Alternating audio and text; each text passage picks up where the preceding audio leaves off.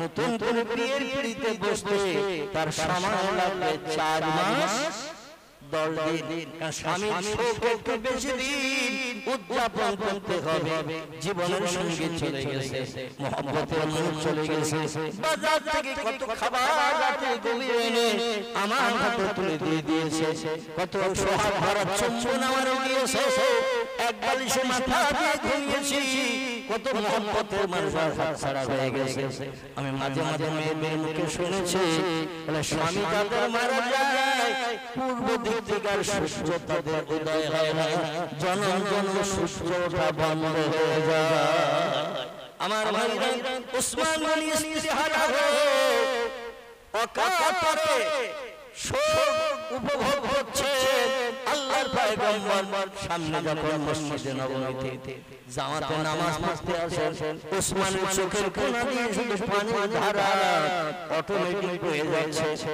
আল্লাহ নবী বলেন, মহাকাম আকবর গাইয়া উসমান ইবনে আফফান, ও আফফানের বেটা উসমান, তোমার চোখের কোণা দিয়ে পানির ধারা চলছে, তুমি কি মুছে দিছো না? বলে হুজুর মুছে কি চোখের পানি বন্ধ হয় না? জোরে বলুন সুবহানাল্লাহ। নবী বলেন, বুঝেছি মুহাব্বতের বিবি জীবন সঙ্গিনী তোমার চলে গেছে, আমার কন্যা হযরত রোকায়া ইন্তেকাল করেছে। ও উসমান, আর দীর্ঘদিন স্ত্রীহারা হো, সংসারের কর্ত্রীহারা হো, আর তুমি সংসার জীবনে সুখ শান্তি পাবে না। আমার আরেকটা কন্যা আছে, যার নাম হলো উম্মে কুলসুম, আমি তার সঙ্গে তোমার আবার বিয়ে দিয়ে নতুন করে সংসার পাতার সুযোগ করে দিয়ে দিলাম। বিশ্ব নবীর লক্ষাধিকের উপরে সাহাবী হায়াতে বেঁচে ছিলেন, অন্য কোন সাহাবীরা এই সুযোগটা পায়নি নবীর কন্যা উম্মে কুলসুমকে বিয়ে করার। এই সুযোগ যারা পায়নি, আল্লাহ নবী বলেন ওসমানের হৃদয়ে খুশির আগুন নিবারণ করব, দুঃখ ভরা হৃদয় আমি আল্লাহ শান্ত করব। এজন্য আমার 3 নম্বরের কন্যা উম্মে কুলসুম ওসমানের সঙ্গে বিয়ে দেব। কিছুদিন ঘর সংসার হলো, অসুবিধা হচ্ছে না তো? আমার ভাই কিছুদিন ঘর সংসার হলো, উম্মে কুলসুম রোগগ্রস্ত হলেন।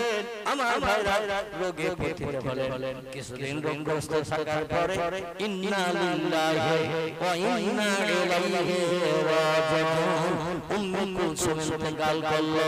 সকলে বলুন ইন্না লিল্লাহি ওয়া ইন্না ইলাইহি রাজিউন। উসমান পূর্বের মতো আর ইস্তেহারা আমার আমার জীবন সঙ্গিনী হারা হয়ে গেলেন। আল্লাহ নবী উসমানের কান্না প্রবাহ কান্না দেখে ডেকে বলে, উসমান আমার সামনে এসে কেঁদো না, সেই খোদার কসম আল্লাহ যদি আমার আর কোন কন্যা সন্তান রাখতো, আমি তৃতীয়বার তোমার সঙ্গে বিয়ে দিয়ে জামাই শ্বশুরের সম্পর্ক রক্ষা করতাম। জোরে বলুন সুবহানাল্লাহ, নারায়ে তাকবীর। আর আমাদের দেশে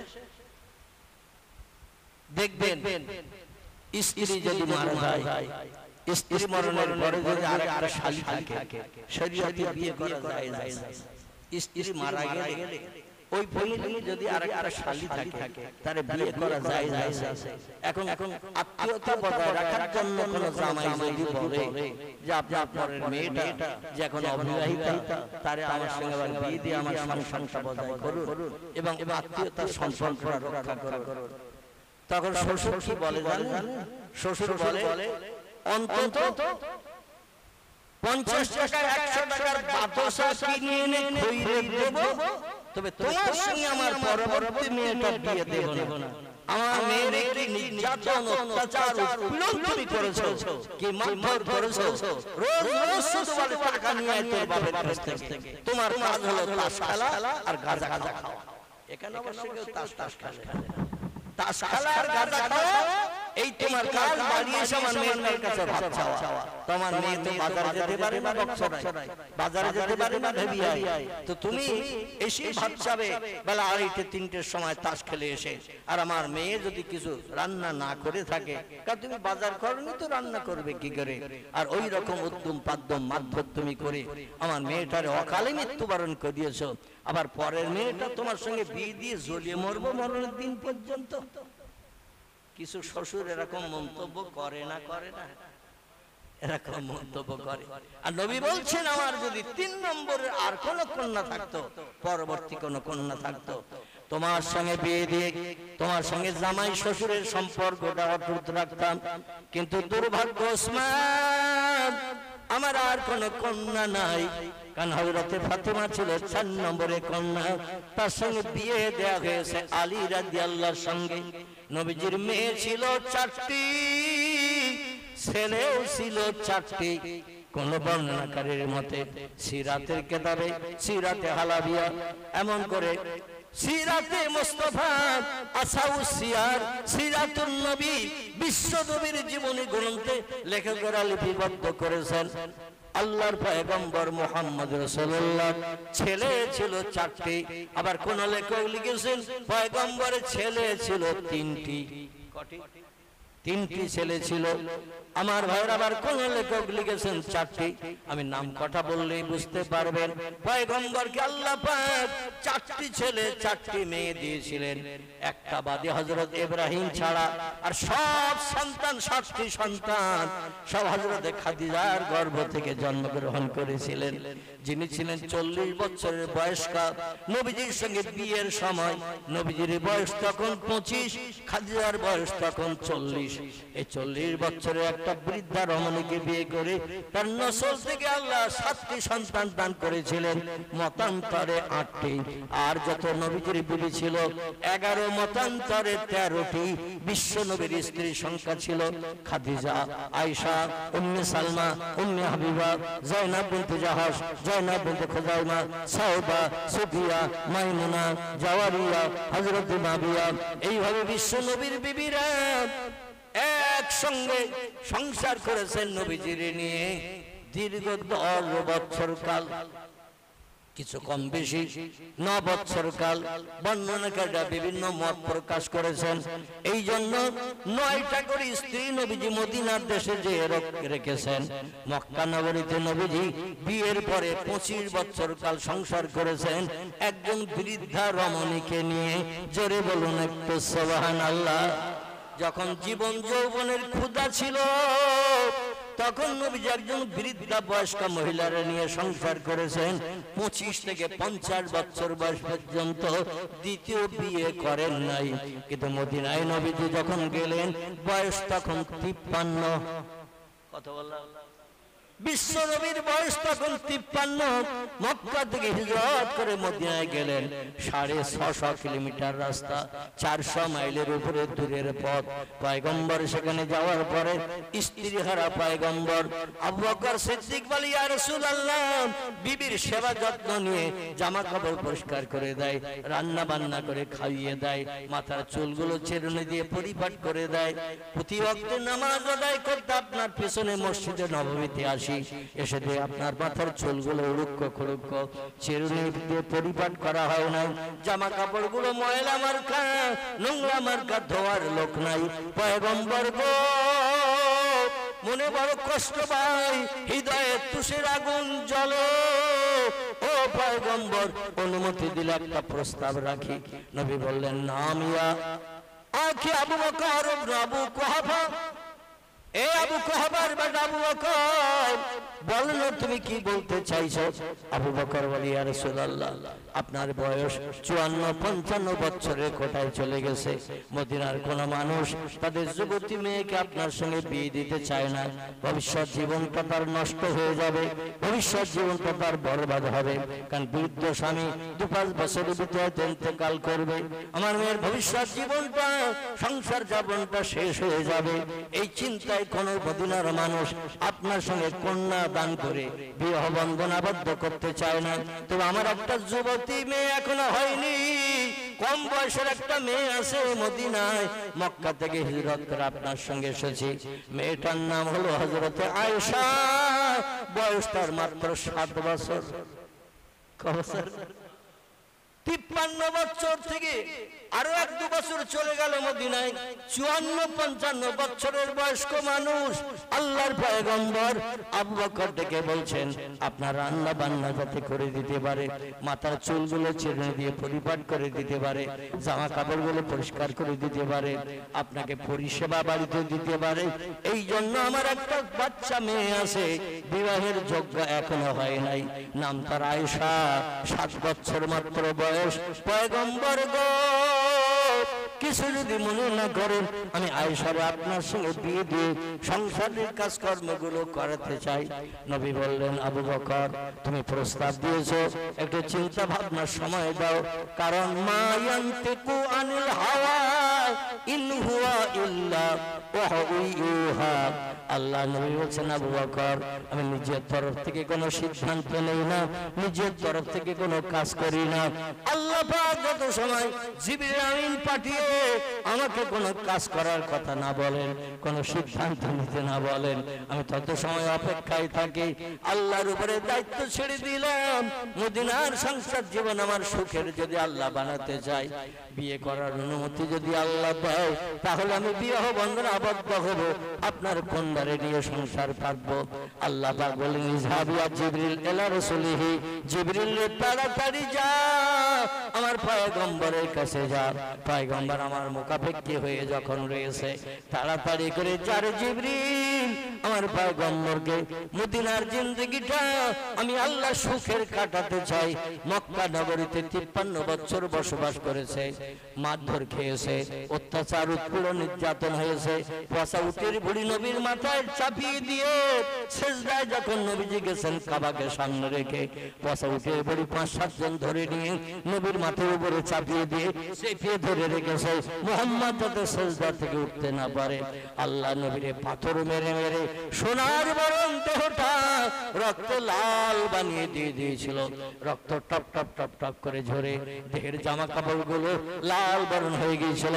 দেহের এমন কোন জায়গা ছিল না, মানুষের দেহে দেখবেন যখন মাঝে মাঝে বসন্ত হয়, বসন্ত, এই বসন্ত যখন হয়, বসন্ত যখন ফেটে যায়, রসগুলো পানিগুলো বেরিয়ে যায়, দগদগে ঘা যেমন দেখতে পাওয়া যায়, অনেক সময় ডাবের পানি দিয়ে ওই রস বসন্ত রোগীকে গোসল করিয়ে দেয়, যাতে তাড়াতাড়ি ঘাগুলো নিরাময় হয়ে যায়, ঘা সেরে যায়, কিন্তু দাগ নুকায় না। জোরে বলুন একটু সুবহানাল্লাহ। আল্লাহর নবীর দেহে শক্ত পাথর ছুঁড়ে ছুঁড়ে এমন মার মেরেছিল, নবীজির ঘাগুলো সেরে গেছে, দাগগুলো নুকায়নি। আল্লাহর নবী মসজিদে নববীতে একদিন বসে আল্লাহর নামে জপ জিকির করছেন।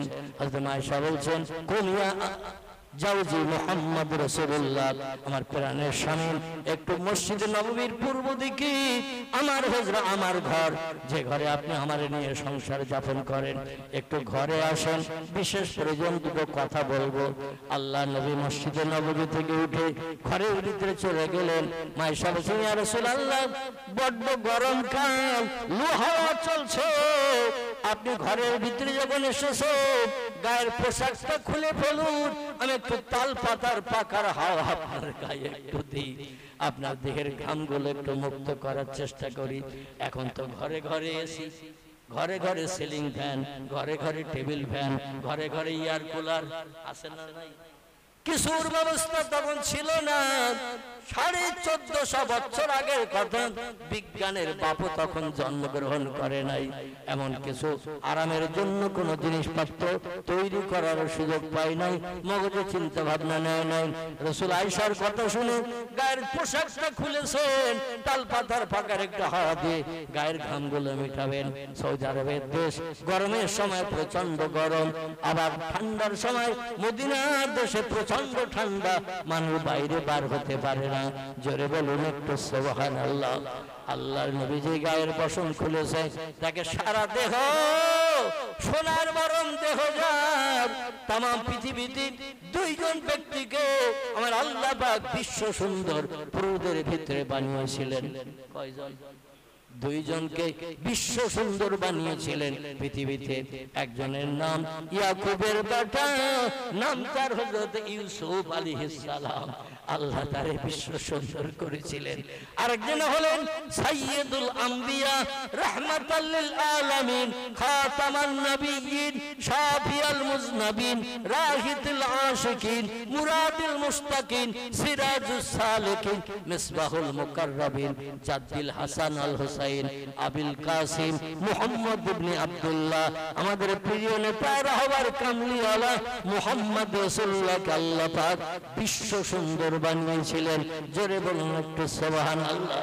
কিন্তু গায়ের বসন জামা যখন খুলেছে, সারা দেহ দেখছে সব ক্ষত দাগ। মায়েশা বলি, ইয়া রাসূলুল্লাহ, আপনার গায়ের এই দাগ মানুষ দেখলে তো ভয় পাবে, এই জন্য কি আপনি সব সময় জামা পরিধান করে থাকেন? রাসূল বললেন, না, আমি আযাও জাতি প্রাণের বিবি গো, মক্কা নগরীতে থাকতে আল্লাহর জামানদি হাসিল করতে কলেমা পাড়া দিতে যে তাইফের মানুষ থেকে শুরু করে মক্কার মানুষ থেকে শুরু করে 500 এলাকার লোকেরা এত মার আমারে মেরেছে, সেখানে শুধু পাহাড় আর পাহাড়, আর পাহাড়ের পাথরগুলো ধারালো তেজালো আমার দেহে যখন ছুঁড়ে মেরেছে, ওই রকম রক্ত ধারা ধরেছে। বেহুশ হয়ে 4 ঘন্টা পর্যন্ত পাহাড়ের কিনারায় আমি বেহুশ হয়ে পড়ে থেকেছি। দেহের রক্ত সব গড়িয়ে যে জমিনের সঙ্গে জাম হয়ে গেছে। আল্লাহ পাকের ফেরেশতারা এসে জান্নাতি পানি, কাউসারের পানি আমার মাথায় দিয়েছে, দেহের রক্তগুলো মোচন করে দিয়ে দিয়েছে, দিয়ে আমারে পাকার হাওয়া দিয়ে দিয়ে হুঁশ ফিরিয়েছে। জোরে বলুন একটু সুবহানাল্লাহ। আয়েশা বলি, ইয়া রাসূলুল্লাহ, আপনার দেহে এত দাগ, এত ঘা, সারা দাগ আমি আগে কোনোদিন দেখি নাই, আজকের দেখে আমি তাজ্জব হয়ে গেলাম। তবে একটা অনুমতি চাই ইয়া রাসূলুল্লাহ, একটা অনুমতি চাই। রাতের বেলা যখন শয়ন করবেন, ঘরের ভিতরে ঢুকে যাবে, আপনি বসন পরিধান করে থাকবেন না, কোনো জামা কাপড় গেঞ্জি গায়ে দিয়ে থাকবেন না, খালি গায়ে থাকবেন। নবী বলছেন কারণ, বলে আপনার ওই দাগওয়ালা ঘায়ের জায়গাগুলো একটু দাওয়াই দিয়ে, মলম দিয়ে দিয়ে দৈনন্দিন যদি আমি ডলে ডলে দিই, একদিন দাগ হয়তো লুকিয়ে যাবে। আর একটু জোরে বলুন। আপনার দাগগুলো, অক্ষত জায়গার দাগগুলো আর থাকবে না, চেহারা পরিবর্তন হবে, দেখতে সুন্দর দেখাবে। আমি আয়েশা এই ক্ষত দাগ দেখতে চাই না, আমার মনে বড় কষ্ট হয়। নবী বললেন, আয়েশা তুমি 1000 বার দাবি করলে তোমার এই দাবি পূরণ হবে না, তোমার এই দাবি পূরণ হবে না। আয়েশা বলছেন, পৃথিবীর কোন ব্যক্তি তো চায় না গায়ের দাগগুলো থেকে যাক, কারণ গায়ের দাগগুলো নিবারণ হয়ে যাক, চেহারার কোন দাগগুলো এমন করে দূর হয়েছে, চেহারার সৌন্দর্য শ্রীবৃদ্ধি হোক। এটা পৃথিবীর সব মানুষ চায়। আপনার গায়ে দাগের জায়গাগুলো মলম দেব, দাওয়াই দেব, যাতে দাগগুলো লুকিয়ে যায়, চেহারার সৌন্দর্য শ্রীবৃদ্ধি হয়। কিন্তু আপনি কেন আমার মলম দেওয়ার দায়িত্ব দিচ্ছেন না? নবী বলেন, আয়েশা তুমি জানো না, আমি মুহাম্মদ সাল্লাল্লাহু আলাইহি সাল্লাম যেদিন পৃথিবীতে থাকবো না, ও আয়েশা সেদিন আমার গুনাহগার উম্মতেরা ইবলিস শয়তানের ধোঁকায় পড়ে মদ খাবে, সুদ খাবে, ব্যভিচারী করবে, এমন করে পরের আত্মসাৎ করবে, গরিবের হক ফাঁকি দিয়ে খাবে, গালিগালাজ করবে, মিথ্যা কথা বলবে, মানুষ মার্ডার করবে, বিধবার দরজার কড়া নাড়া দিয়ে চরিত্র নষ্ট করে ঘরে ফিরবে। আমার উম্মতেরা শয়তানের ধোঁকায় পড়ে, অসজায় পড়ে, কুপথগামী হয়ে পাপের পাহাড় জমিয়ে কবরে হাজিরি দেবে। হাসরে মাঠে যখন হাজির হবে, আমার ওই গুনাহগার উম্মত সারা জীবনে একটা বার হয়তো পাঠ করেছে। সকলে আমার সঙ্গে পড়ুন, লা ইলাহা ইল্লাল্লাহু মুহাম্মাদুর রাসূলুল্লাহ। সারা জীবনে যদি একটা বার আল্লাহর নামের সঙ্গে আমার নামের কলেমাটা পাঠ করে গো আয়েশা, আর ওই লোকটা আজীবন কাল জাহান্নামের আগুনে দগ্ধ হবে, পুড়িয়ে পুড়ে মরবে। লা ইয়ামুতু ওয়ালা ইয়াসফিহা। জাহান্নাম এমন একটা কোয়ালিটির জায়গা, সেখানে শুধু দগ্ধ হবে আগুনে পুড়ে, মরণ কোনোদিন হবে না। লা ইয়ামুতু, মরণ কোনোদিন জাহান্নামীদের আগুনে পুড়ে হবে না। ওয়ালা ইয়াসফিহা, কোন ব্যক্তিকে কোন বন্ধু এসে বাইরে বার করে স্বস্তি দিতে পারবে না। যুগ যুগ ধরে আগুনে পুড়বে, মরণ কোনদিন জাহান্নামীদের হবে না। আবার যারা জান্নাতি হবে, ওয়াইশা, তাদেরও জান্নাতের ভিতরে সুখ ভোগ চলবে কোটি কোটি কোটি কোটি কোটি কোটি বছর। জান্নাতীদেরও কোনদিন মরণ হবে না। মরণ হলো দুনিয়ার মরণ, পরকালে কোনো মরণ নাই।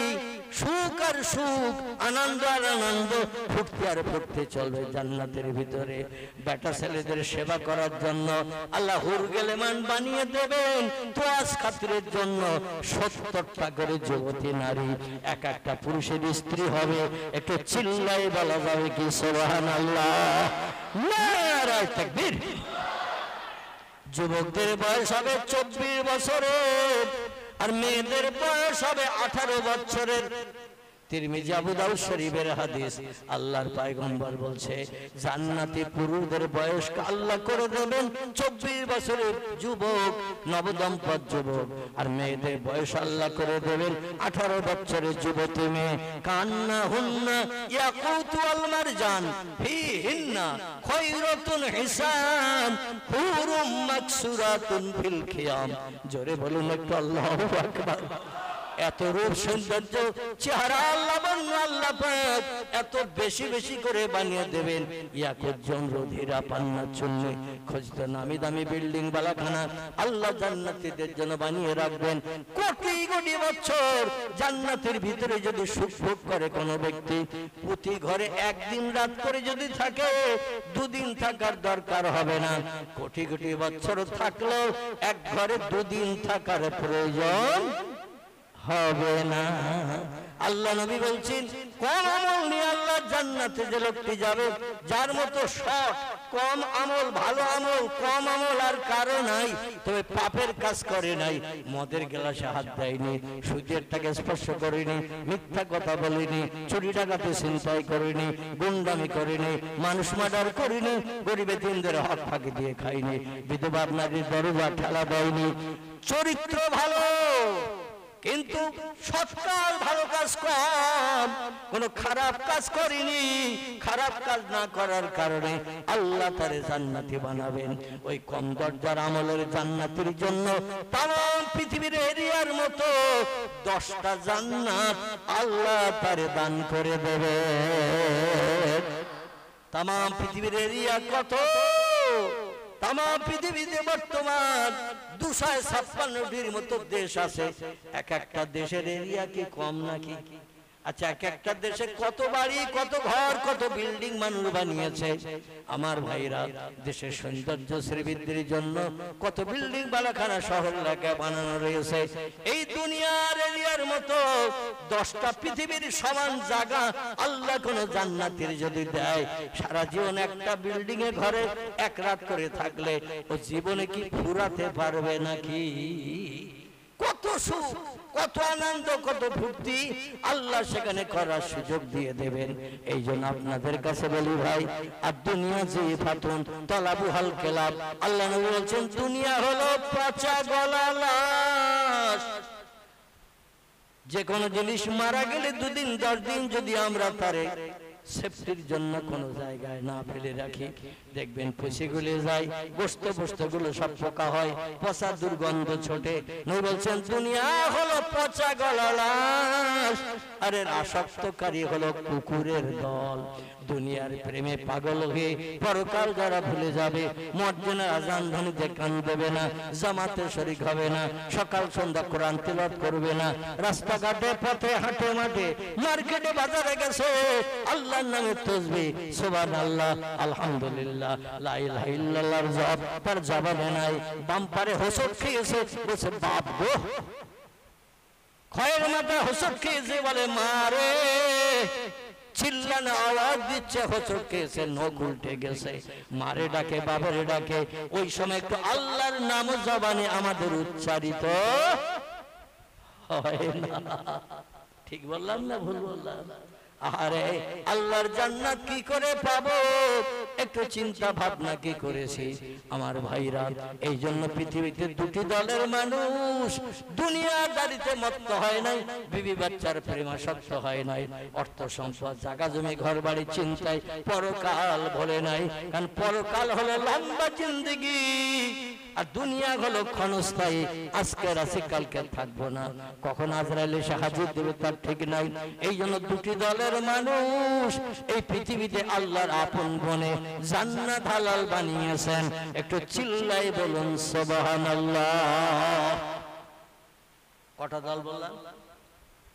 দুটি দলের মানুষ এই পৃথিবীতে আল্লাহর আপন বানিয়ে আল্লাহর হুকুমকে বাস্তব জীবনে রূপদান করে আল্লাহরে খুশি করার জন্য এই পৃথিবীতে দুটি দলের মানুষ জীবন ধন্য করেছে আল্লাহর জান্নাত হালাল বানানোর জন্য। একটি দলের নাম হলো নবী আম্বিয়ার দল, একটি দলের নাম হলো ওলি আউলিয়ার দল।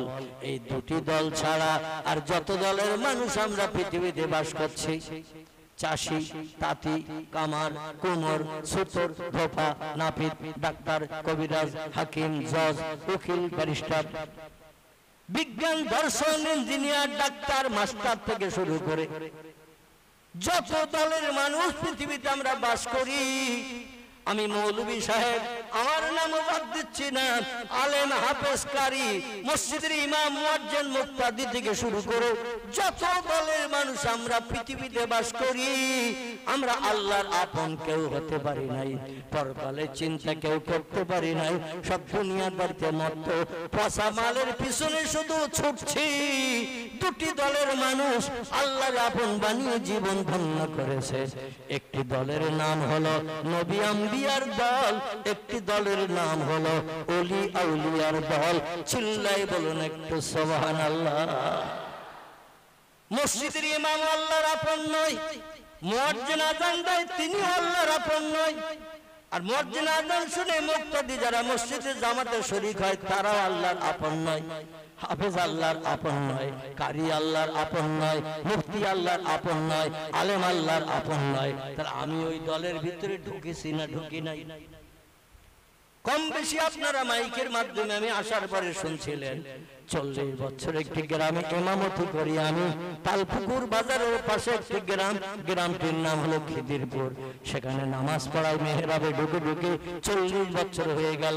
তাই বলে কি আমি আল্লাহর আপন হয়েছি? নেভার, কোনদিন নয়। মুয়াজ্জিন দৈনন্দিন 5 বার করে আযান দেয়, মুয়াজ্জিন আল্লাহর আপন হয় নাই।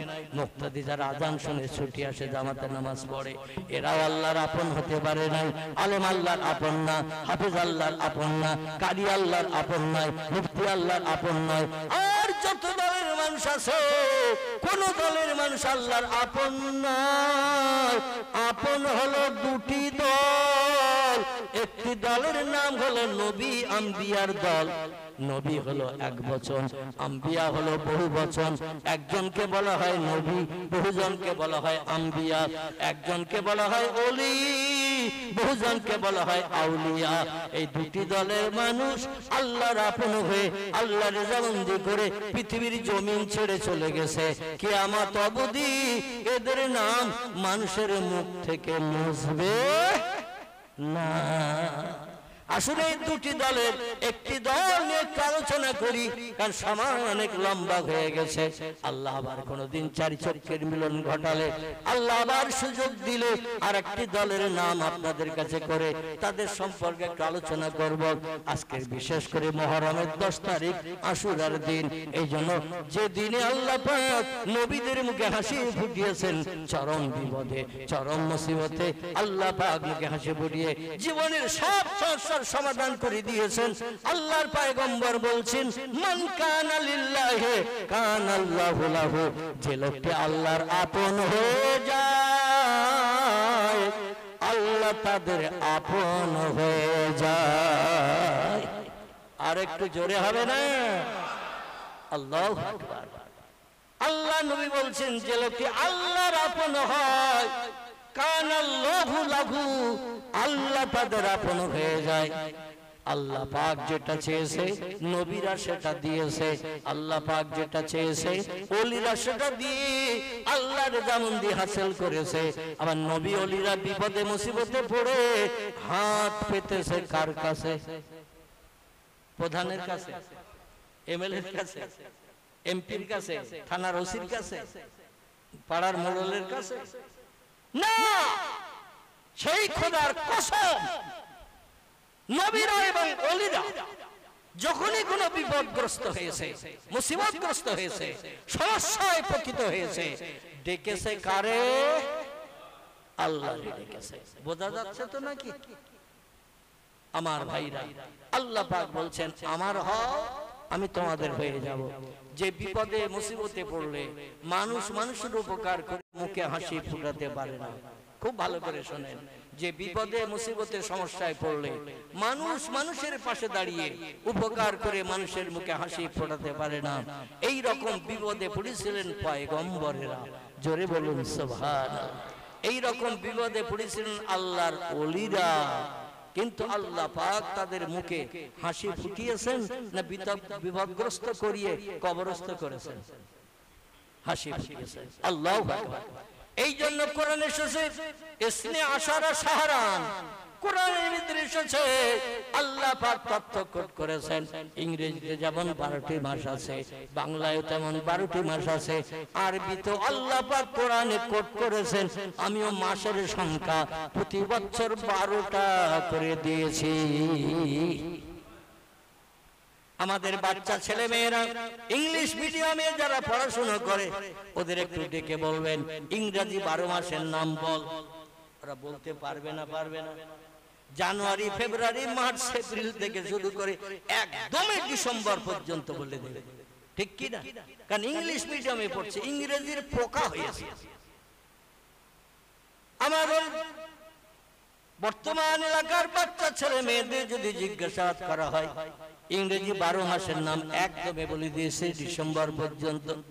বাংলা 12 মাসের নাম বল, ও বৈশাখ থেকে শুরু করে চৈত্র পর্যন্ত একদম 12 মাসের নাম বলে দেবে, ঠিক না ভুল? কিন্তু এই বাচ্চার 3 নম্বরে প্রশ্ন যদি করে মুসলমানদের জাতীয় ভাষা, ইন্টারন্যাশনাল ভাষা হলো আরবি। কি ভাষা? আরবি ভাষা। জন্ম নিলেই মুসলমান আরবি প্রথম কানে শোনে, ঠিক বললাম না ভুল বললাম? ইসলাম শরীয়তের বিধান হলো কোন বাড়িতে একটা বাচ্চা জন্ম নিলে মুয়াজ্জিন ডেকে আযান ধ্বনি দিতে হয়, আছে না নেই? ইসলাম শরীয়তের বিধান, একটা বাচ্চা ছেলে হোক বা মেয়ে হোক মুয়াজ্জিন ডেকে সঙ্গে সঙ্গে আযান দিয়ে দাও। কারণ বাচ্চা যেই মায়ের উদর থেকে পৃথিবীতে আসে ইবলিস শয়তান দৌড়িয়ে ছুটে এসে ওর গায়ে হাত লাগায় আর বলছে আমি তোর পাশে আছি, ভবিষ্যতেও থাকবো, বিপদে মুসিবতে আমি তোরে চিহ্নিত করে রাখবো, কোন সমস্যা হবে না, সমাধানের দায়িত্ব আমার, আমার নেতৃত্ব মানবি, আমার কথা শুনবি, যেটা বলবো সেটা করবি, তোর সব সমস্যার সমাধান করে দেব। বাচ্চার জন্মের পরপরই শয়তান এসে হাত লাগায় গায়ে।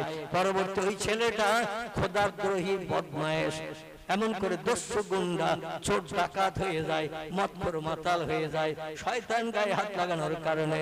কারণ আল্লাহকে রাজি করতে গেলে কাজ করতে হবে ভালো ভালো কাজ, আর শয়তানের কাজ হলো যত সব খারাপ কাজ, ঠিক কি না? শয়তানের কাজ হলো যত সব খারাপ খারাপ কাজ।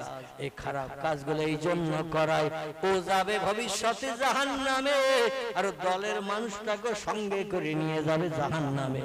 এই জন্য মদ খাওয়াবে, সুদ খাওয়াবে, ব্যভিচারী করাবে, গরিবদের হক ফাঁকি দিয়ে খাওয়াবে, বিধবা নারীর দরজার কোরআন দিয়ে চরিত্র নষ্ট করে ঘরে ফিরবে, মানুষ মার্ডার করবে, যত সব খারাপ খারাপ কাজ করাবে।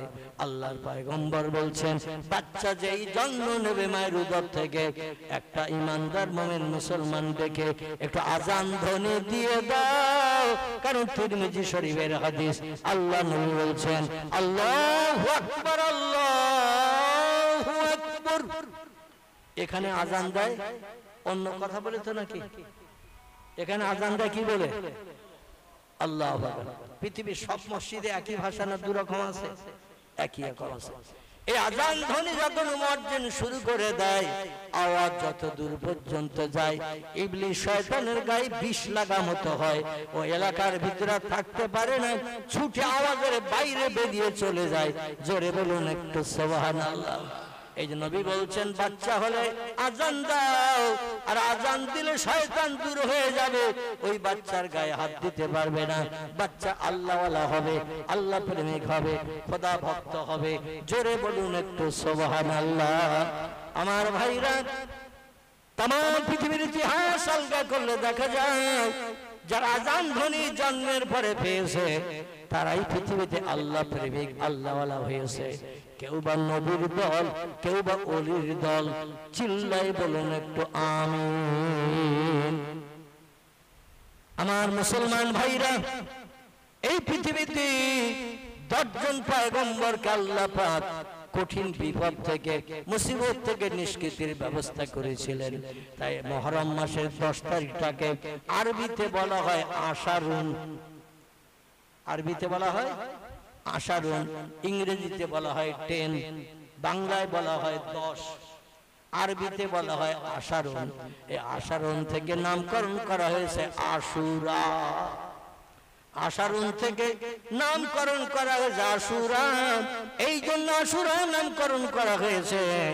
10 জন পয়গম্বর ছাড়াও আরো বহু পয়গম্বর, বহু আল্লাহওয়ালা, আল্লাহ প্রেমিক, বহু নবীর উম্মতিরা এই মুহররমের 10 তারিখ শুক্রবার, জুমাবার হিসাবে আল্লাহ পাক নিহিত করে তাদের বুকে হাসি ফুটিয়ে পৃথিবীতে নজির সৃষ্টি করেছেন।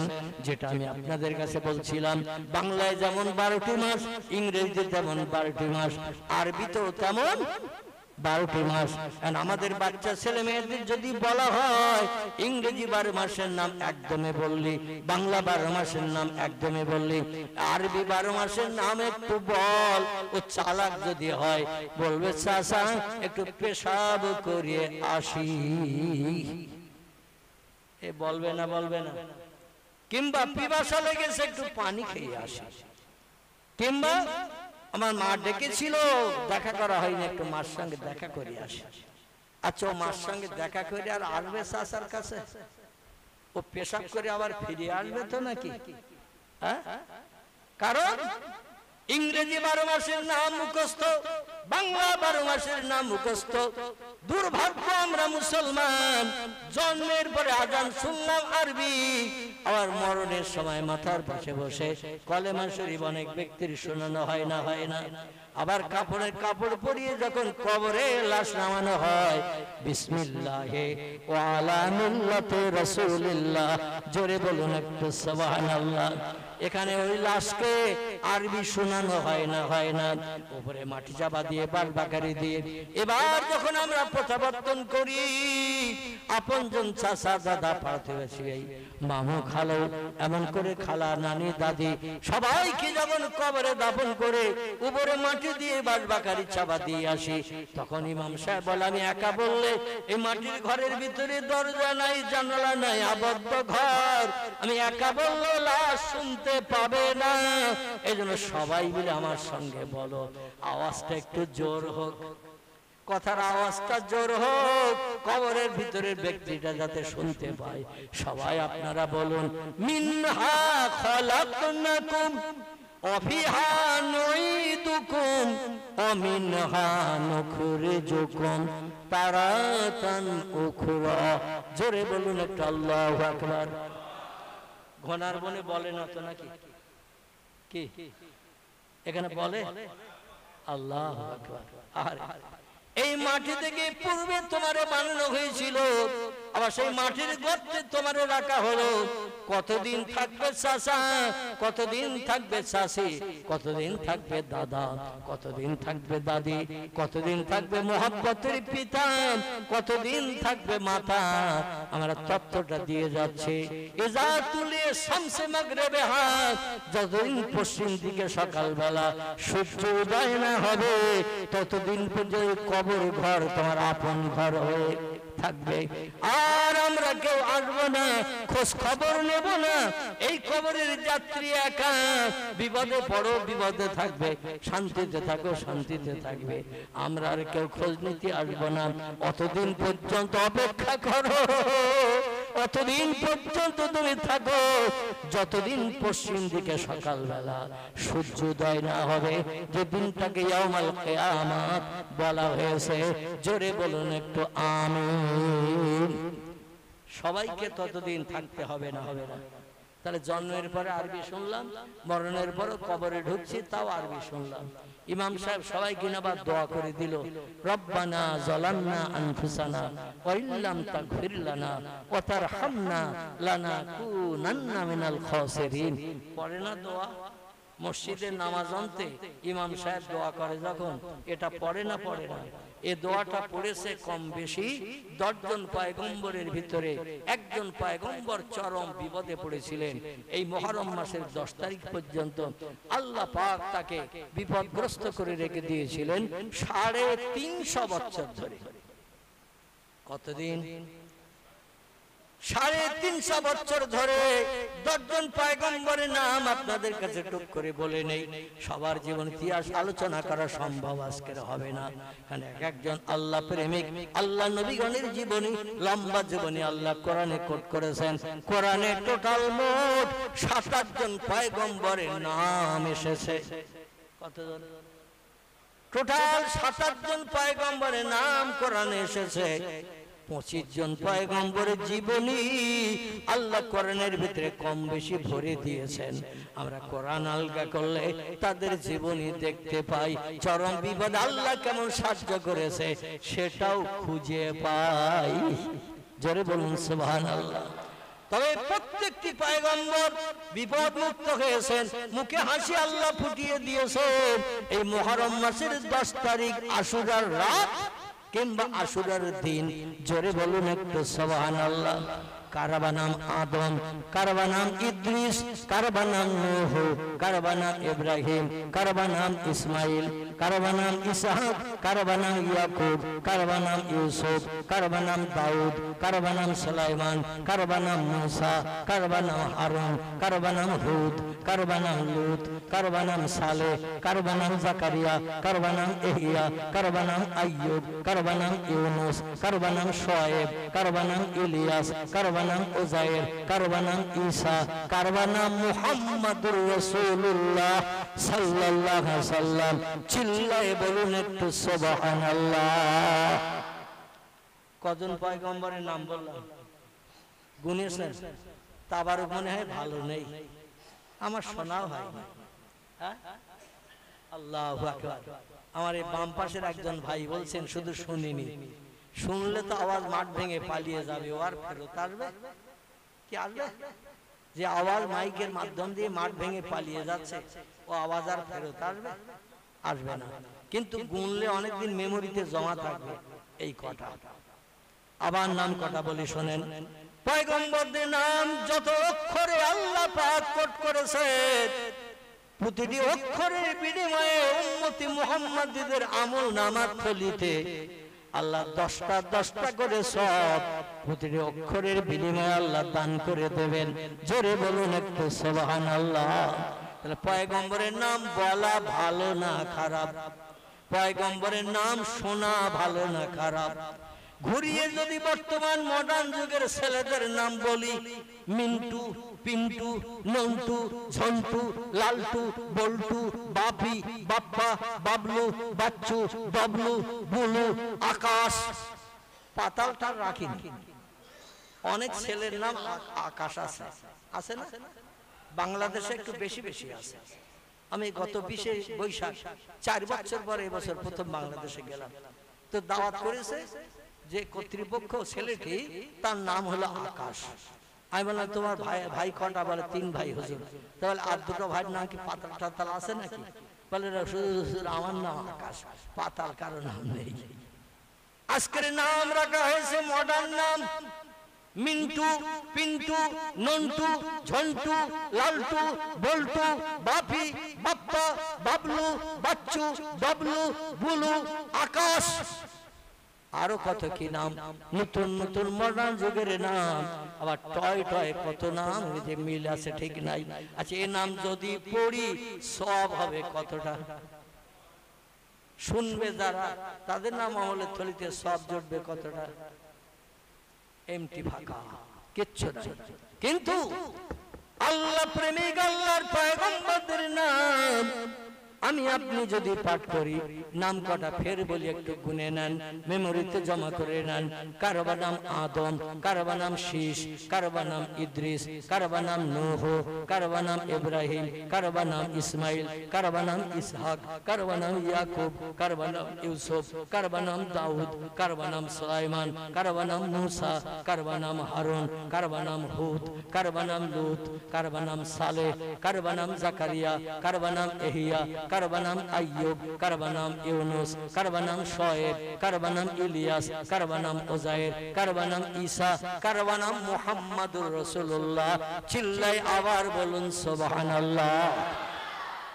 কতজন হলো? 25 জন। তাহলে তাবারুক অন্তত কর্তৃপক্ষের বলবো যে ভাই গুনিয়েছেন তার 2 প্যাকেট দিতে, অন্তত লাভে লোহা পাওয়া যায়, বিনা লাভে তুলোর বস্তাও কেউ তো মাথায় নিতে চায় না। অন্তত তাবারুকের প্যাকেট যেন কর্তৃপক্ষরা 2টো দেয়। সকালে বলুন আমিন। তবে 2টো দিলে কুলাবে বলে মনে হয়। শেষ পর্যন্ত ঝামেলা হবে, ওরা এমন তাবারুক করেছে সবার কুলোইনি।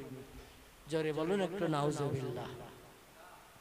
এই 25 জন ছাড়া আরো 2 জন পয়গম্বরের নাম কোরআনে এসেছে, তাদের কোন জীবনী কোরআনে লেখা নাই, শুধু নাম আল্লাহ কোট করেছেন।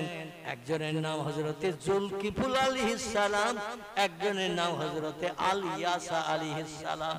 এই 7-8 জন পয়গম্বরের নাম আল্লাহ কোরআনে কোট করেছেন। এর ভিতরে আদম নবীকে আল্লাহ পাক মুহররমের 10 তারিখে আল্লাহ পাক মুখে হাসি ফুটিয়েছেন। নূহ নবীকে আল্লাহ পাক এই মুহররমের 10 তারিখে মহাপ্লাবন থেকে আল্লাহ পাক যদি পাহাড়ের গায়ে প্লাবন মাটির তলায় বুলেটিং টাওয়ারের মতো পানিগুলো সব মাটির তলায় গারদগিরি করিয়ে জমিনের মাটিতে গিয়েছিলেন 40 দিন পর। জোরে বলুন একটু সুবহানাল্লাহ। আর আদম নবীকে আল্লাহ পাক 350 বছর স্ত্রী হারা করে তাম পৃথিবীর বিভিন্ন দেশে ঘুরে ঘুরে বেড়ানোর তৌফিক দান করেছেন, ঘুরে ঘুরে বেড়ানোর সুযোগ দিয়েছিলেন, কারণ স্ত্রীর সঙ্গে সাক্ষাৎ করানো হয় নাই। আমার ভাইরা, তারপরে হযরত ইব্রাহিম খলিলুল্লাহকে নমরুদের দলবল আগুনের কুণ্ডুর ভিতরে কাঠের টিলা করে বিড়ে কলে করে আগুনের টিলার ভিতরে ফেলে দিল, আর দাউ দাউ করে জ্বলছে আগুন। আর বাউনা ইয়াউমান লাইলান, 40 দিন 40 রাত কাঠ পুড়েছে আর আগুন জ্বলেছে। 20 কিলোমিটার মতান্তরে 20 মাইল দূরে গাছের পাতাগুলো আগুনের আওতায় ঝলসে হলদে হয়ে গিয়েছিল। কি হয়েছিল? 20 মাইল দূরের গাছের পাতাগুলো হাওয়ায় আগুনের আওতায় এত তেজ, পাতাগুলো সব পুড়ে ঝলসে হলুদ বর্ণ হয়ে গিয়েছিল।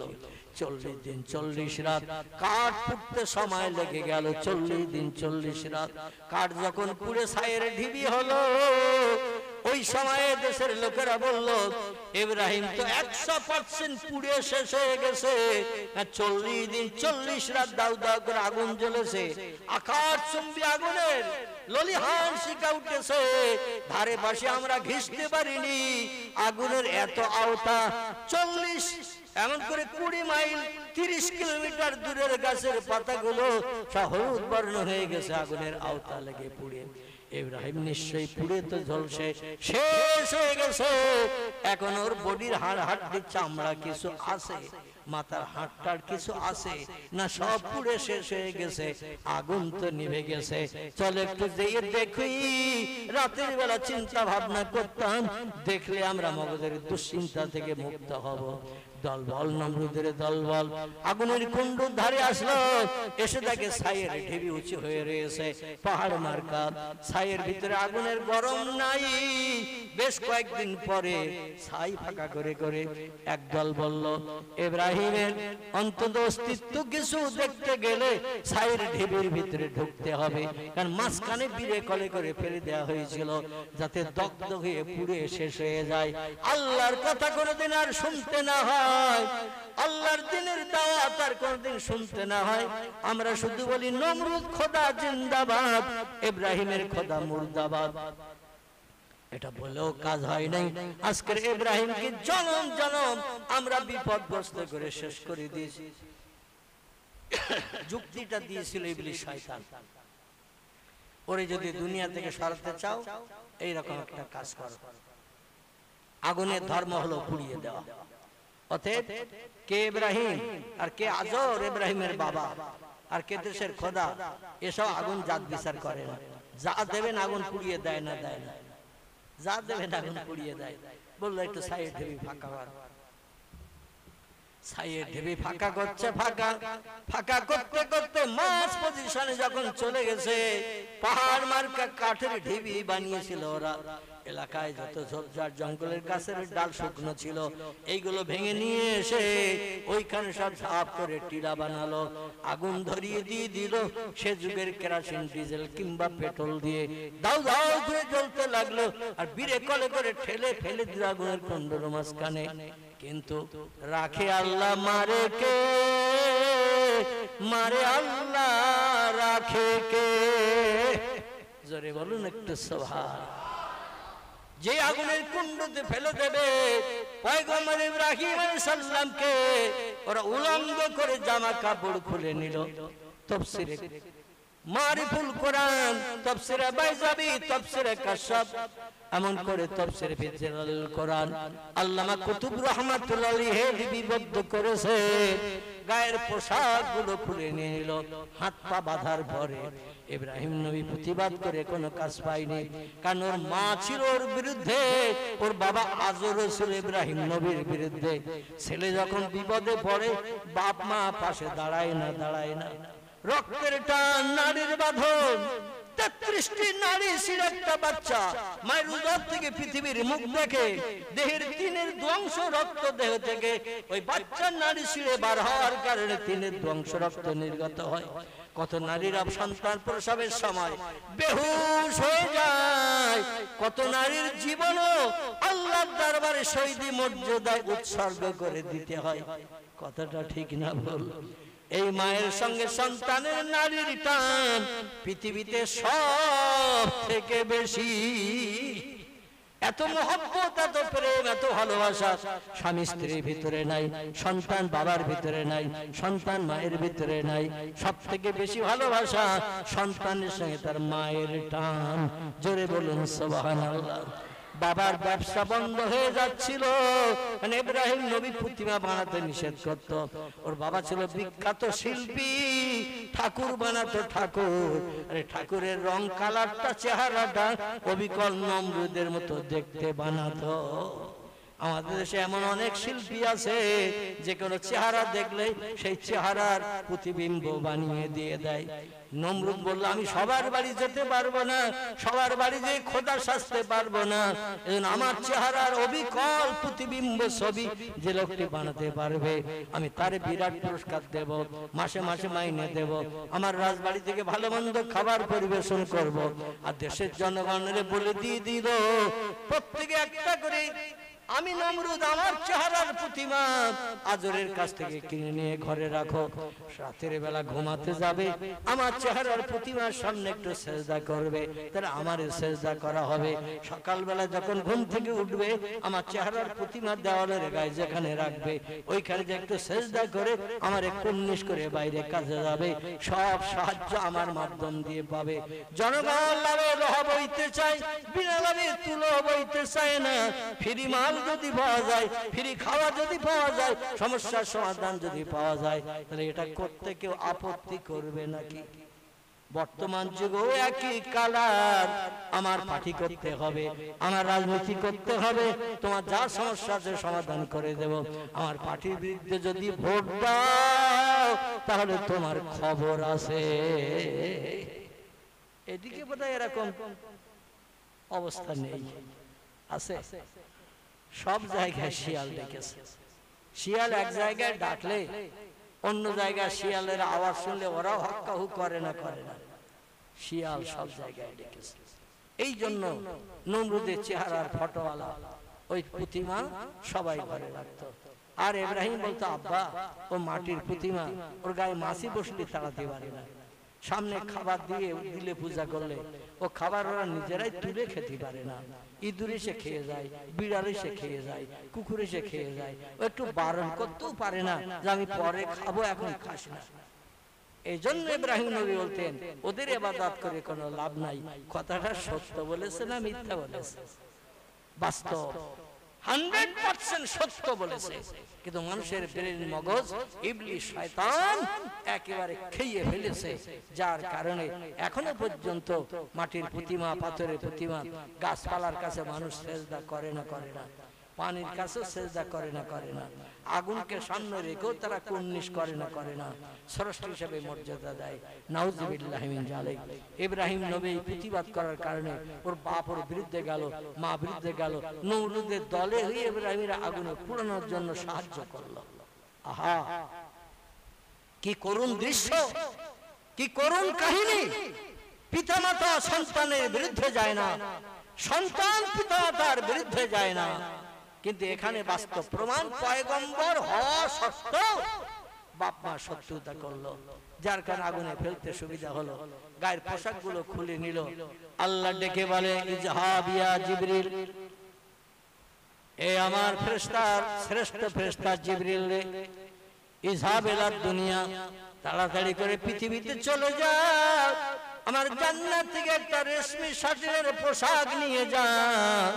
আমার পয়গম্বর উলঙ্গ হয়ে গুপ্তাঙ্গ আলগা করে দাঁড়িয়ে থাকবে, পিছন দিকে হাত পা বাঁধা, কোন উপকার করার কেউ নাই। সব লোকজন যা দাঁড়িয়ে আছে সব শত্রু। এই জন্য তার ইজ্জত গুপ্তাঙ্গ মরণের সময়, প্রাণ নাশের সময়, আগুনের কুণ্ডে ফেলার সময় তারা এইরকম ব্যবস্থা করছে। আমি আল্লাহ সহ্য করতে পারি না, কারণ আমার কথা বলার কারণেই তো বিপদগ্রস্ত, আমার দিনের দাওয়াত দেওয়ার কারণেই তো মুসিবতগ্রস্ত। আর আমি আল্লাহ এই সময় সাহায্য করব না, এটা হতে পারে না। এই জন্য যারে যা আমার জান্নাতি রেশমি শাটিনের পোশাক নিয়ে ইব্রাহিমের পরিয়ে দে। জোরে বলুন একটু সুবহানাল্লাহ। তো মানুষের চোখ আল্লাহ অন্ধ করে দিয়েছিল, মানুষের চোখে তার পোশাক পরানো হচ্ছে জিবরিল আমিন দ্বারা, কেউ সেটা দেখতে পাচ্ছে না। জোরে বলুন একটু সুবহানাল্লাহ। এই রেশমি শাটিনের জান্নাতি পোশাক পরিধান করার পরে এবার দেশের দলবল ঠেলে ফেলে দিল বীরে কলে লাঠিতে করে আগুনের কুণ্ডে। যেই ফেলে দিল, সঙ্গে সঙ্গে ফেরেশতারা এসে হাজির। আসসালামু আলাইকা ইয়া পয়গম্বর, ইয়া নবী ইব্রাহিম খলিলুল্লাহ, এ পয়গম্বর সালাম গ্রহণ করুন।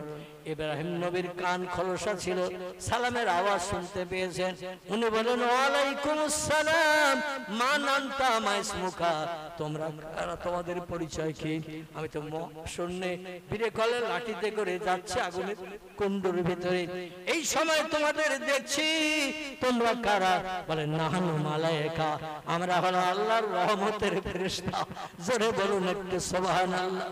পয়গম্বর বলছেন, মাহালুকে মাখবারুকে, এ ফেরেশতারা শূন্য মহাশূন্য কি খবর নিয়ে এসেছো? বলে, আপনি শুধু আমাদের কাছে একটু সাহায্য চান, আল্লাহর কাছ থেকে অনুমতি নিয়ে এসেছি। আমাদের কাছে যদি সাহায্য চান, বীরে কলে লাঠিতে করে যেই ঠেলে আগুনের কুণ্ডে ফেলে দেবে, ওইখান থেকে আমরা ফেরেশতারা রহমতের হাত দিয়ে ধরে নিয়ে স্থানান্তরিত করে অন্য জায়গায় আপনার রেখে দেব, একটা পশম আগুনে পুড়তে দেব না। জোরে বলুন একটু সুবহানাল্লাহ। আচ্ছা, এইরকম বিপদে যদি আমরা পড়ি, এই ঘোনার বনের মসজিদে যদি এই রকম বিপদে পড়ি আর ফেরেশতা দুটো পাঁচটা এসে যদি বলে এ মৌলভী আবুল কালাম চিন্তা নাই ভয় নাই আমরা পাশে আছি, কি করলে তুমি উপকৃত হবে বলো? আমরা বলবো কিনা বাপরে একটু তাক ওই আগুনে যেন আমারে পুড়িয়ে আমার বলবো না আপনারা হয়তো বলবেন না, কি আমি তো বলবো আমার কেউ নাই আপনজন, কেবল আল্লাহর ফেরেশতা তোরা যখন এসেছিস এই বিপদে আমার একটু সাহায্য কর। এই ফেরেশতাদের কাছে হাত পাতাটাই হলো মুনাফিকের লক্ষণ। জোরে বলুন একটু নাউজুবিল্লাহ। ফেরেশতার কাছে সাহায্য চাওয়া যাবে, সাহায্য চেতে হবে কার কাছে? আর একটু জোরে বলেন। আল্লাহর কাছে সাহায্য চাইলে সেই লোকটি হবে পাক্কা ঈমানদার মুমিন। আর যে লোকটি আল্লাহ ছাড়া অন্য কারো কাছে হাত পাতবে সাহায্যের জন্য সে হবে পাক্কা বেঈমান মুনাফিক। জোরে বলুন একটু আমিন। বোঝা যাচ্ছে তো? ইব্রাহিম নবী বললেন ইজহাব, তোমরা চলে যাও। বীরে কলে লাঠিতে করে রেডি করেছিলেন, ঠেলা দিলে আগুনে পড়বে। উনি বলছেন ইজহাব, তোমরা চলে যাও। বলছে তাহলে তুমি আগুনে পুড়ে মরে আমরা তো দেখে সহ্য করতে পারবো না, আমরা হাউতাস করব, এই জন্য আমাদের সাহায্য একটু নাও। ইব্রাহিম নবী বললেন ইন্নাল্লাহা আলা কুল্লি শাইইন কাদির, আল্লাহ হলেন সব শক্তির ঊর্ধ্বে। আল্লাহরে কে বানিয়েছে বলো? ফেরেশতারা বলেন লা আদরি, আমরা কিছুই জানি না, আল্লাহ সম্পর্কে কোনো মন্তব্য করি না। তোমাদের বানিয়েছে কে? বলে আমাদের বানিয়েছে আল্লাহ। ইন্নামা আমরুহু ইজা আরাদা শাইয়ান আইয়াকুলা লাহু কুন ফায়াকুন। জোরে বলুন আল্লাহু আকবার। আল্লাহ বলেন আমি যখন কোনো বিষয়ে কোনো হুকুম করি, কোনো কিছু তৈরি করার পরিকল্পনা ইচ্ছা প্রকাশ করি, আমার জবান দিয়ে শুধু একটু বলি কুন ফায়াকুন, সঙ্গে সঙ্গে সেটা হয়ে যায়। আমার কোনো কিছু বানাতে তৈরি করতে 1 সেকেন্ডের জায়গায় 2 সেকেন্ড সময় কোনোদিন লাগেনি এবং ভবিষ্যতে লাগবে না। ধারণা যেন করবেন না পৃথিবীর বয়স 10,000, 20,000, 50,000, 1 লাখ, 1.5 লাখ, 2 লাখ বছর হয়ে গেছে। এই পৃথিবী বানিয়েছে কে? খলাকাস সামাওয়াতি ওয়াল আরদ। কোরআনে সূরা বাকারায় আল্লাহ তত্ত্ব করছেন মাথার উপরে দেখতে পাচ্ছ যে আকাশ, আকাশ আমি বানিয়েছি। পৃথিবীর জমিনে যে বসবাস করছো মাটির উপরে, চতুর্দিকে সাগরের পানি, মাঝখানে দ্বীপ বানিয়েছি আমি, যেখানে বসবাস করে চাষবাস করে ফসলাদি উৎপন্ন করে বিবি বাচ্চার মুখে আহার যোগান দিতে পারো। এ জমিনও বানিয়েছি আমি। জোরে বলুন একটু আমিন। আর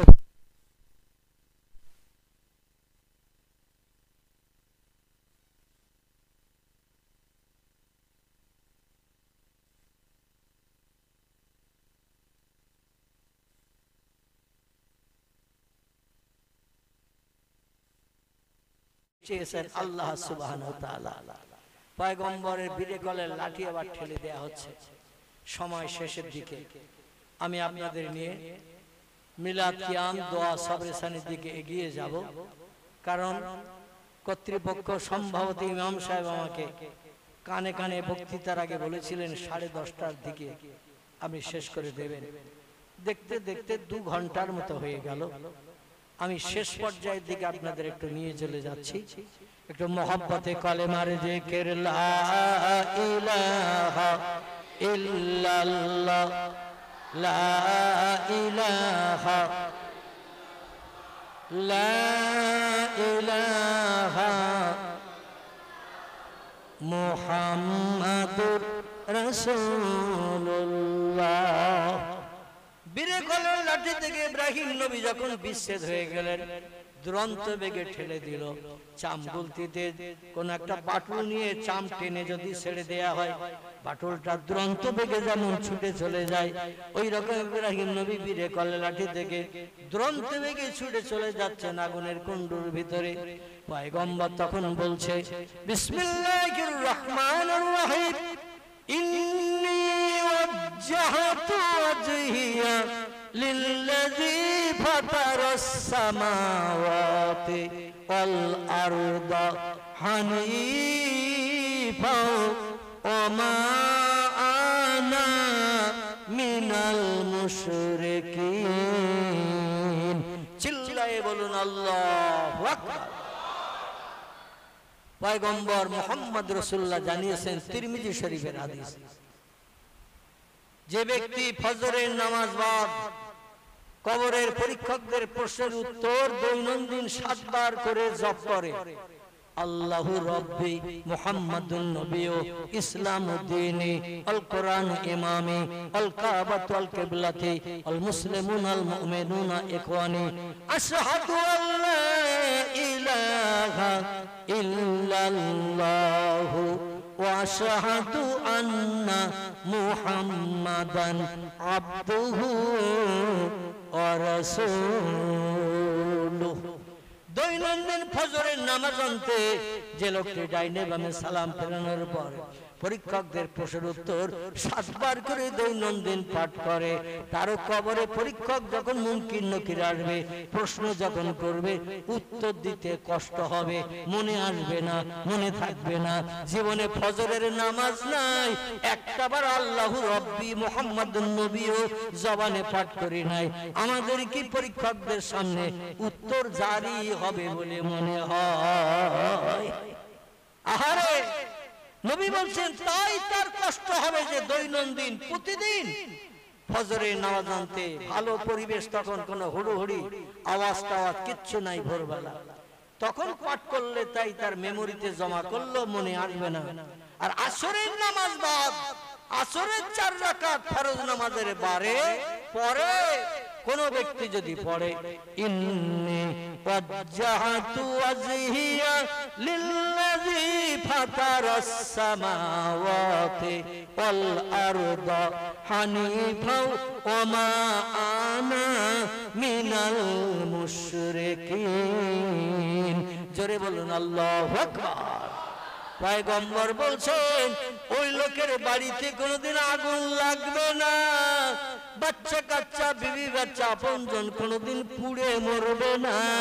কারণ ইব্রাহিম নবী এই দোয়া পাঠ করার কারণে আল্লাহ এত খুশিতে বাগবাগ হয়ে গিয়েছিলেন। আল্লাহ ডেকে বলে, বান্দারে, চরম বিপদে ফেরেশতারাও সাহায্য করতে গেছে, সাহায্য নাও নাই, তুমি আমার জন্য অপেক্ষায় ছিলে, তাই আমার কাছে তুমি ফরিয়াদ করছো। নিশ্চয় আমি আমার দেহপিঞ্জর চেহারা খানা আপনার কাছে সমর্থ করে দিয়ে দিলাম।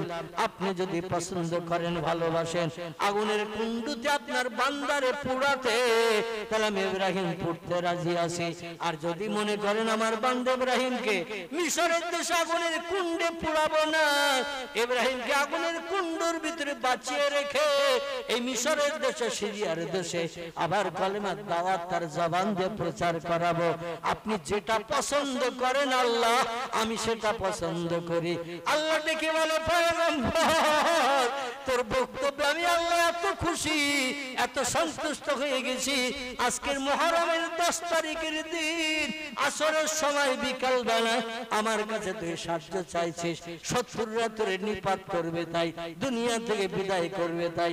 আল্লাহ বলে, চুপ করে বসে থাকবো, লাতা খুজুহু সিনাতু ওয়ালা নাউম। আমার জীবনে কোনোদিন ঘুম লাগে না, ইচ্ছা করে কোনোদিন ঘুমাই না, প্রতিদিন 24 ঘন্টা আমি জেগে থাকি। বান্দাদের কখন কার কি সাহায্যের দরকার হয়, এই জন্য আমি ঘুমাই না। বান্দারা যে আমারে ডাকে, উদুনি, আমার কাছে যখন সাহায্য চাই, আস্তাজিব লাকুম, আমি সঙ্গে সঙ্গে বান্দাদের দোয়া দাবি কবুল করে তাদের মুখে হাসি ফুটিয়ে থাকে। আল্লাহ ডেকে বলেন, ইয়া নারুকুনি বারদাও ওয়া সালামান আলা ইব্রাহিম। চিল্লায়ে বলুন আল্লাহু আকবার। আল্লাহ বলছেন, এ আগুন, তোর মালিক কে? তোরে বানিয়েছে কে? আগুন বলছে, আনতা রব্বি, আপনি আমার প্রভু, আপনি আমার মালিক, আপনি আমারে বানিয়েছেন পোড়ানোর কাজে ব্যবহার করার জন্য। আল্লাহ বলছেন, নাম সাদ্দাক্তা, ঠিকই বলেছিস, তবে শোন, তোর ক্রিয়া কাজ হলো গরম দেয়া, পুড়িয়ে মারা। তোর কাজ হলো পুড়িয়ে দেওয়া, গরম দেয়া, ঠিক না ভুল? আগুনের কাজ গরম দেওয়া, পুড়িয়ে মারা। আল্লাহ বলছেন, তবে শোন রে আগুন, আমি তোর মালিক যদি হয়ে থাকি, আমার কথার মর্যাদা আজকের জন্য একটু দিয়ে দে। এ আগুন, কুনি হয়ে যাও আমার প্রেমিক বান্দা ইব্রাহিমের প্রতি বারদান, ঠান্ডা শীতল হয়ে যাও, সালামান, শান্তি প্রিয় হয়ে যাও, এমন শান্তি প্রিয় ঠান্ডা হয়ে যাও ইব্রাহিমের জন্য কোনো কষ্ট আগুনের কুণ্ডুর ভিতরে, কাঠের ঝোপের ভিতরে না লাগে। আল্লাহ যদি কাউরে কিছু বলে, সে শোনে না, শোনে না। ওয়াইন মিন শাইইন ইল্লা ইউসাব্বিহু বিহামদিহি। জোরে বলুন একটু আল্লাহু আকবার। আল্লাহ বলেন, যত সৃষ্টি চোখে দেখতে পাচ্ছ, যত সৃষ্টি চোখে দেখতে পাও না, সব সৃষ্টি আমার নামের জপ জিকির করে, আমার নামের তাসবিহ পড়ে। সুবহানাল্লাহ, আলহামদুলিল্লাহ, লা ইলাহা ইল্লাল্লাহর জিকির ছাড়া কোন সৃষ্টি পৃথিবীতে বাস করে না।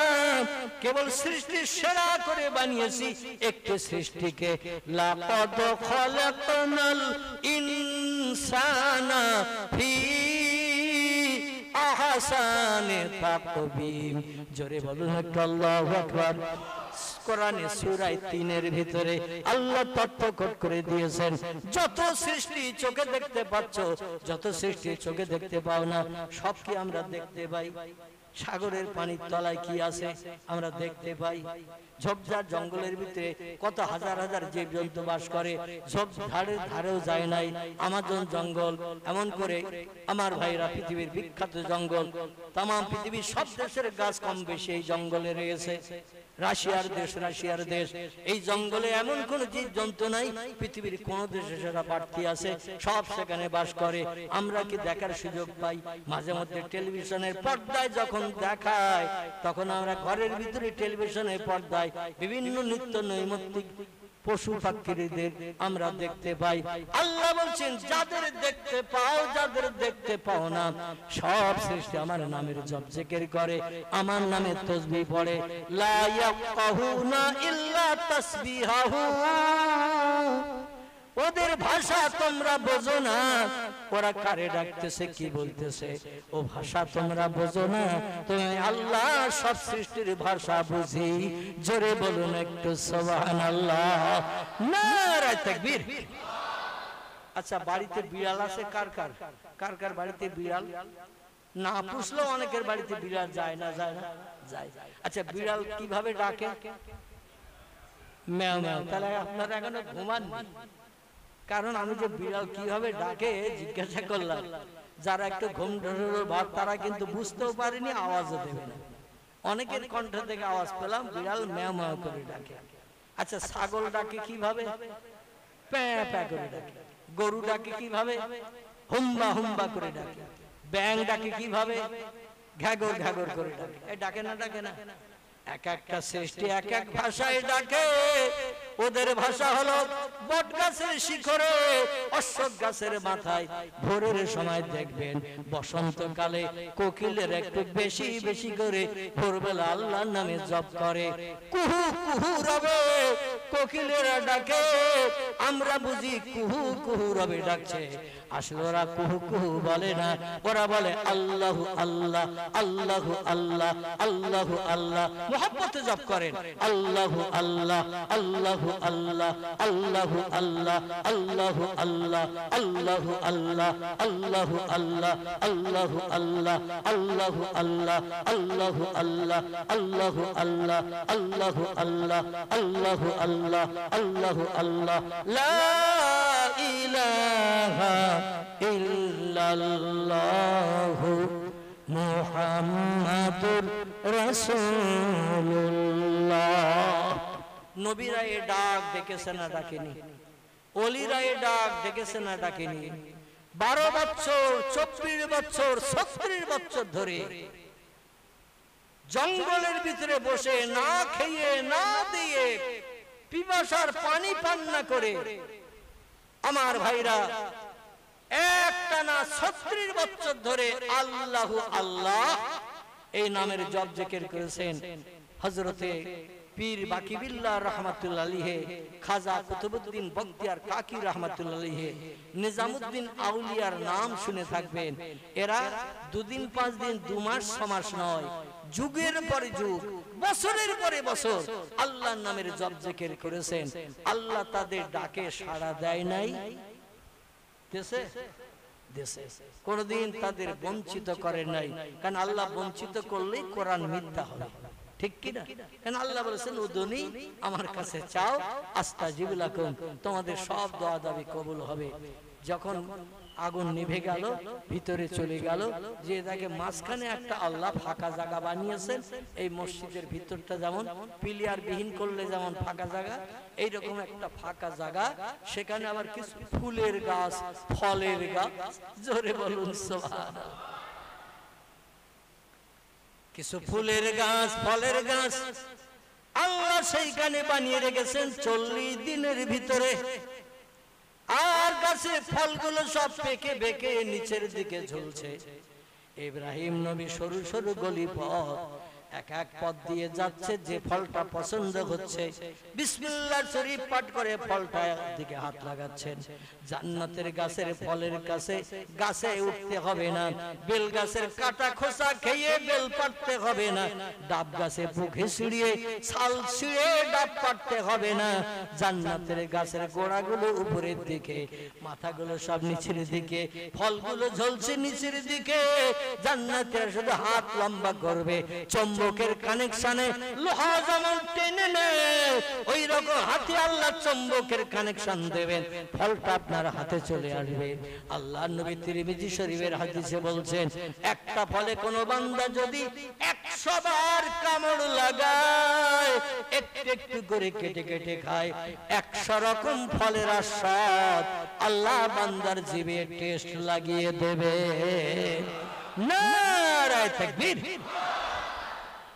ইব্রাহিম নবী ফল তুলতেছে আর খাচ্ছে।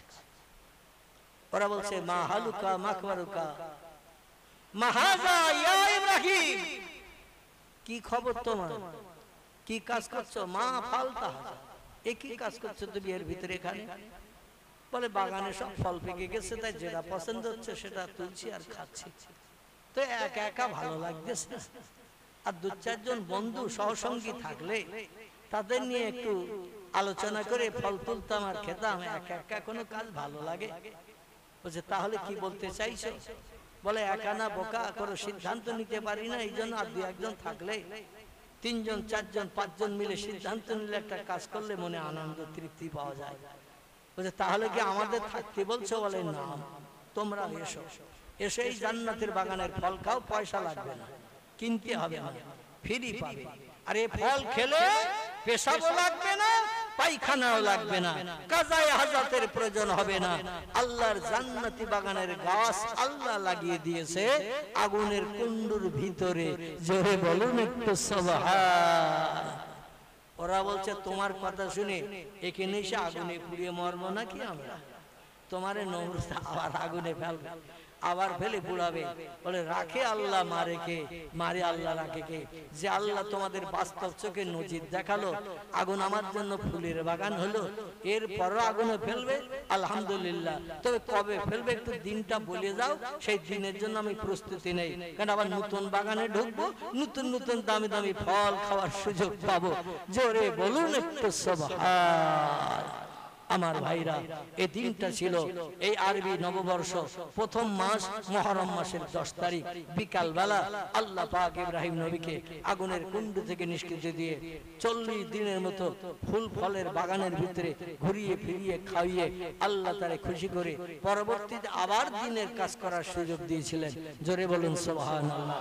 350 বছর পৃথিবীর জমিনে ঘুরে শ্রীলঙ্কা থেকে ভারত, ভারত থেকে আফগানিস্তান, আফগানিস্তান থেকে ইরাক, ইরান হয়ে হযরতে আদম সফিউল্লাহ মক্কা মুকাররমার সৌদি আরবের দেশে যে জাবালে রহমত পাহাড়ের যে ঠেলে উঠতে সময় লেগেছিল 350 বছর। ওখানে যে পাহাড়ের মাথায় উঠে যখন বলছে আল্লাহ এতদিন তোমারে ডেকেছি, রব্বানা জালামনা আনফুসানা বলে বলে আমি তোমার কাছে কেঁদেছি, আমার চোখ দিয়ে পানি ঝরতে ঝরতে পানি বন্ধ হয়ে গেল, শেষে দেখলাম রক্ত ঝরছে, রক্ত ঝরতে ঝরতে দুই চোখে ঘা হয়ে গেছে, চোখে আর ভালো দেখতে পাই না, কিন্তু আমার দোয়া কবুল হয় না। আল্লাহ একটা ভুল করলাম, শয়তানের ধোকায় পড়ে বিবির প্ররোচনায় পড়ে গন্ধম খেতে নিষেধ করেছিলাম, খেয়ে ফেললাম।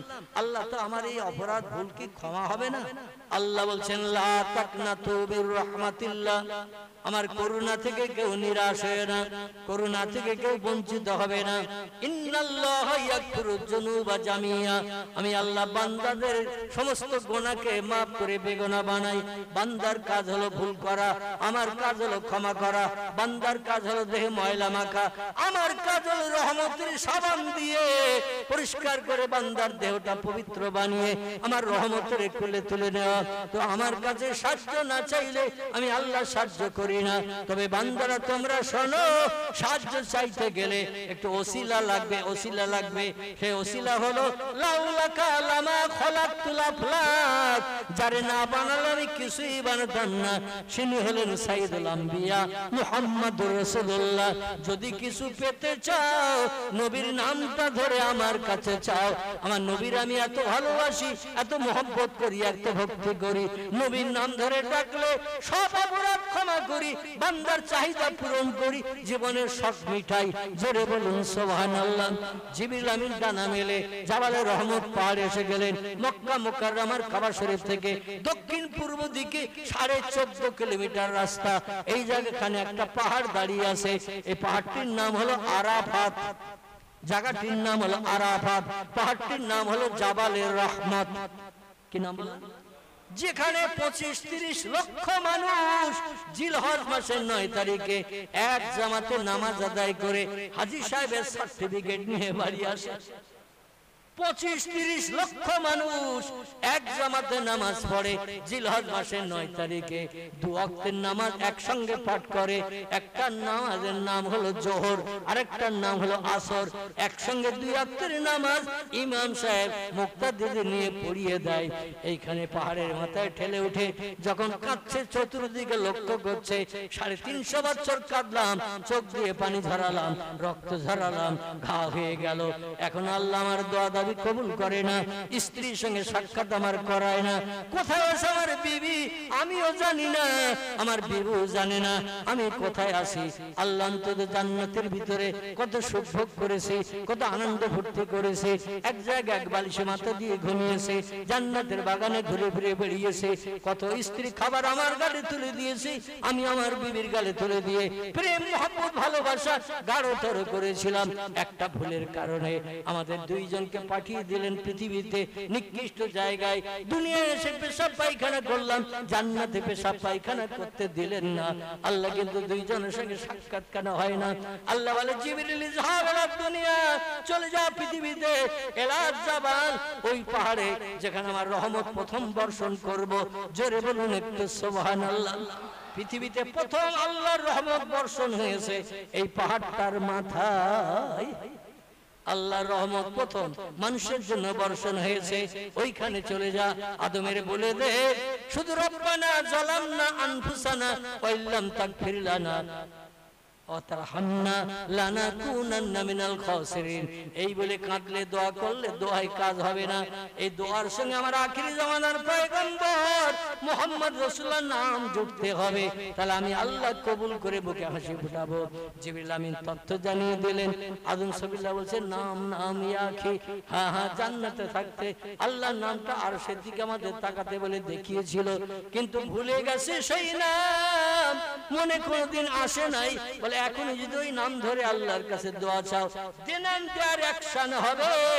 যেই মুহাম্মদ রাসূলুল্লাহর নাম ধরে দোয়া করবে আল্লাহ দোয়া কবুল করে নিয়ে তোমার বিবি যেথায় থাক ওইখান থেকে উড়িয়ে নিয়ে ফেরেশতাদের দিয়ে তোমার সামনে এই পাহাড়ের নিচে হাজির করে দেবে। জোরে বলুন একটু সুবহানাল্লাহ। ওই সময় হযরত হাওয়া জেদ্দা বন্দরে অবস্থান করছে, লোহিত সাগরের কিনারায়। আদম সফিউল্লাহ মক্কা মুকাররমার কাবা শরীফ থেকে দক্ষিণ পূর্ব দিকে 14.5 কিলোমিটার রাস্তা যেতে হয়। এই জায়গাটির নাম হলো আরাফাত। এইখানে তিনি কাঁদছেন। দুইজনের ডিসটেন্স দূরত্ব প্রায় 108-10 কিলোমিটার রাস্তা। এতটা দূরে স্বামী স্ত্রী দুইজন। যেই আদম সফিউল্লাহ বললেন বেহুরমতি হাযিহিল কালিমাতে তাইয়্যিবাতে লা ইলাহা ইল্লাল্লাহু মুহাম্মাদুর রাসূলুল্লাহ, যেই বলেছেন সেই দোয়া কবুল। আল্লাহ বলেছেন ইযহাব ইয়া আইয়ুহাল মালায়েকা, এই ফেরেশতারা তাড়াতাড়ি যা, জেদ্দা বন্দরে লোহিত সাগরের কিনারায় যা, মা হাওয়ারে দুই দিক থেকে ধরে উঁচু করে নিয়ে আদমের সামনে হাজির করে দে। দিনটি ছিল মুহররম মাসের 10 তারিখ, এই আশুরার দিন। জোরে বলেন সুবহানাল্লাহ। স্বামী স্ত্রীর সঙ্গে সাক্ষাৎ হয়ে গেল। ওমা আলাইনাল বালাগ। আসুন আমরা পয়গম্বর মুহাম্মদ রাসূলুল্লাহর মর্যাদা সম্মান রক্ষার্থে আমরা একটু দাঁড়িয়ে দাঁড়িয়ে বিশ্বনবীর দরবারে একটু সালাতু সালাম পাঠ করি। সকলে একটু উঠে দাঁড়ান। ইয়া নবী